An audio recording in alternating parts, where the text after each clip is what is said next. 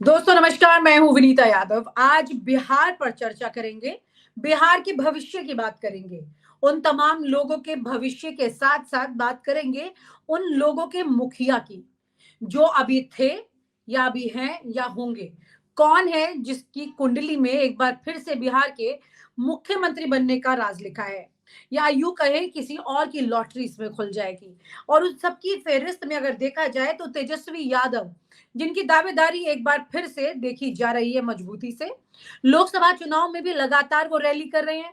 विधानसभा चुनाव में भी उन्होंने एक दिन में 22 रैली तक का रिकॉर्ड बना लिया था। लगातार की उनकी ये मेहनत किस काम आने वाली है, क्योंकि सिर्फ मेहनत से काम नहीं चलता। यहाँ पर आपके सितारे बहुत कुछ कहते हैं। तो उनके सितारे क्या कह रहे हैं, उनकी किस्मत क्या कह रही है, इस पर बात करते हैं आचार्य शैलेश जी से। और उनसे पूछेंगे कि किस तरह से ये हरे पूरी कृष्णा। स्थिति आगे बढ़ेगी। हरे कृष्णा विनीता जी, न्यूज नशा के सभी दर्शकों को हार्दिक अभिनंदन करता हूं। मैं जो कुछ भी बोलूंगा वह ग्रहों और नक्षत्रों के अनुसार बोलूंगा। आज मैंने कुंडली निकाली है तेजस्वी यादव, जो बिहार के उप मुख्यमंत्री और बिहार के पूर्व उप मुख्यमंत्री और बिहार के पूर्व मुख्यमंत्री के सुपुत्र हैं। तेजस्वी यादव की कुंडली पर अगर हम चर्चा करें तो तेजस्वी यादव का जन्म 9 नवंबर 1989 को दोपहर में गोपालगंज में जन्म हुआ।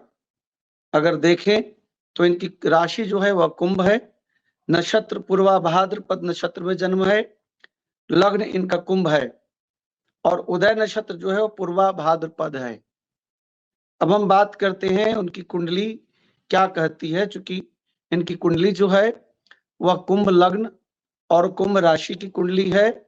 शनि अभी खुद कुंभ में बैठे हुए हैं, शनैः धीरे धीरे चल रहे हैं। लेकिन शनि का प्रभाव अगर देखें तो इनकी कुंडली में शनि एकादश भाव में शुक्र के साथ बैठे हुए हैं। अगर हम भाग्य स्थान में देखें तो भाग्य स्थान में सूर्य बुध और मंगल तीनों यानी 9वें स्थान में बैठे हुए हैं। केतु छठे स्थान में केतु बैठे हुए हैं, यानी शत्रु स्थान में केतु बैठे हैं।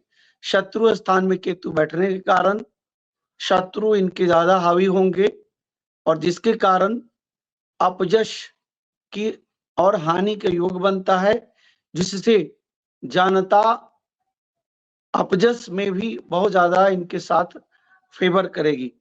बात करते हैं इनके पंचम स्थान में बृहस्पति हैं और द्वादश स्थान में राहु हैं। इनकी कुंडली लग्न जो है वह 26 डिग्री 35 मिनट 27 सेकंड की है। उसी तरह सूर्य चंद्रमा शुक्र बृहस्पति शनि ये सब की स्थिति को अगर देखते हैं, तेजस्वी यादव की जन्म कुंडली में अगर हम देखें, राहु मकर राशि में है और केतु कर्क राशि में है और धनु राशि में यूरेनस है, वरुण भी धनु राशि में है, प्लूटो तुला राशि में है। अब हम बात करते हैं तेजस्वी यादव की चंद्र राशि क्या कहती है। तेजस्वी यादव की जन्म कुंडली में चंद्रमा कुंभ राशि में स्थित है और चंद्रमा पूर्वा भाद्रपद नक्षत्र में है। यह स्वास्थ्य और स्वभाव, स्वास्थ्य और स्वभाव में कूटनीतिक लेकर के व्यक्ति जन्म से पैदा रहता है, उसकी अच्छी दूरदर्शिता रहती है और व्यक्ति भावुक और रहस्यवादी होता है। सामान्यतः व्यक्ति कला संगीत और राजनीतिक क्षेत्रों में सफलता को प्राप्त करता है। अब हम अभी की कुंडली देखें क्या कहता है। सूर्य तुला राशि में है, जन्म कुंडली में सूर्य तुला राशि में स्थित है और सूर्य विशाखा नक्षत्र में है। अभी की बात करें तो 4 जून 2024 4 और 6 10 और 2024 2 26 26 6 2 8 और 1 9 अंक आता है। टोटल अंक जो है भाग्य अंक 9 आता है। 9 आता है, इसका मतलब है कि 4 जून 2024 का टोटल योग अगर हम करते हैं तो उसका अंक 9 आता है, जिसका स्वामी मंगल है और इनकी जन्म तिथि का मूल अंक 9 है। यानी हम कह सकते हैं कि इनके लिए 4 जून बहुत ही लाभकारी होगा। अब हम बात करते हैं इनकी स्थिति कैसी रहेगी। सूर्य तुला राशि में नीच राशि में है, व्यक्ति जो है वह बहुत ही संवेदनशील होता है और अपशब्द बोलने वाले को भी सम्मान से बात करता है, और साथ ही साथ ऐसा व्यक्ति हठी स्वभाव का होता है, स्वभाव में हठ होने के कारण, और साथ ही साथ चंद्र कुंडली के अनुसार सूर्य नवम भाव में तुला राशि में बैठे हैं, जिसके कारण इनका धर्म क्षेत्र से बोला हुआ चीज, यानी हम कह सकते हैं कि जिस प्रकार धर्म क्षेत्र से, यानी कि रामचरितमानस पर इन्होंने जनता का साथ नहीं दिया और अपने पार्टी के नेता का साथ दिया, और साथ ही साथ सूर्य बुध और मंगल तीनों भाग्य स्थान में होते हुए धर्म स्थान की हानि दिखाता है। यानी धर्म स्थान में हानि होने के कारण आपने देखा कैसे राम मंदिर मुद्दे पर इन्होंने बोला कि पहले स्वास्थ्य खराब होने पर आप हॉस्पिटल जाओगे कि आप मंदिर जाओगे। यह सब मुद्दा होने के कारण, धार्मिक स्थितियां राहु द्वादश स्थिति में बैठने के कारण आदमी बोलता है, धर्म के खिलाफ बोलता है, और जिसके कारण जो है वह जनता दुराव करता है। लेकिन केतु षष्ठम स्थान, शत्रु स्थान में बैठने के कारण जो नास्तिक लोग हैं वह सब एकजुट हो जाते हैं, और इसके कारण इनको लाभ होता है। हम कह सकते हैं कि 2019 में जिस प्रकार को इनको वोट आया था, उनके वोट में वृद्धि होगी। और हम यह भी कह सकते हैं, चूंकि इनका भाग्य कारक शुक्र है, और शुक्र इनकी कुंडली में शनि के साथ बृहस्पति के घर में बैठे हैं। बृहस्पति जो है वह ग्रहों का गुरु कहलाता है, और शुक्र जो है उसे राक्षसों का गुरु माना जाता है।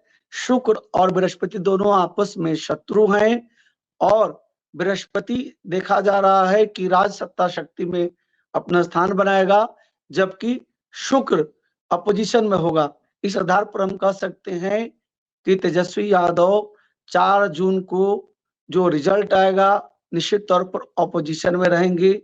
लेकिन केतु जो है वह षष्ठम स्थान में चंद्रमा के स्थान में बैठा हुआ है, इसलिए नास्तिक लोग जब एक हो जाएंगे तो इनकी शक्ति में वृद्धि होगी। हम कह सकते हैं कि 25% के करीब, यानी बिहार में 40 सीटें है, तो तेजस्वी यादव के प्रभाव के कारण 7 से 10 सीटें तेजस्वी यादव लेकर के आ सकते हैं, और इनकी शक्ति में वृद्धि होगी। लेकिन सत्ता शासन में इनकी भागीदारी नहीं होगी। यह अपोजिशन के ही नेता के रूप में जाने जाएंगे, और अभी कह सकते हैं कि साल 2024 इनका कंप्लीट अपोजिशंस में दिखता है। हाँ, साल 2025 के 20 मार्च के बाद हम कह सकते हैं कि इनका शुक्र का उदय का होना और सूर्य द्वारा 7वें भाव में बैठे 9वें भाव के स्वामी के अच्छे परिणाम होने के कारण हम कह सकते हैं कि 2025 के मार्च महीने से इनके लिए बहुत ही अनुकूल समय शुरू होगा। यानी तेजस्वी यादव के लिए साल 2024 का लोकसभा चुनाव सत्ता शासन में भागीदारी नहीं देगा, लेकिन एक प्रमुख विपक्षी और साथ ही साथ पहले से ज्यादा ताकत, और साथ ही साथ हम कह सकते हैं कि अच्छे सीट लेकर के आएंगे, लेकिन सत्ता शासन के पार्ट नहीं बनेंगे। और इनका जो साल 2025 के फरवरी एंड से जो मार्च से समय शुरू होगा, यह इनके लिए बहुत ही अनुकूल समय होगा, और पहले से ज्यादा ताकत लेकर के सत्ता शासन में इनकी भागीदारी होगी।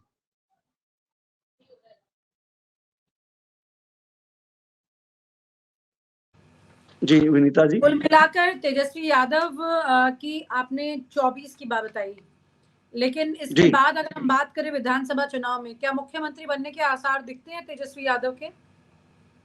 देखिए, साल 2025 जो है इनके लिए बहुत ही अनुकूल दिख रहा है, और वह तो समय बताएगा जैसे चुनाव का डेट का अनाउंसमेंट होगा। लेकिन मार्च 2025 से इनके लिए अनुकूल समय शुरू होगा।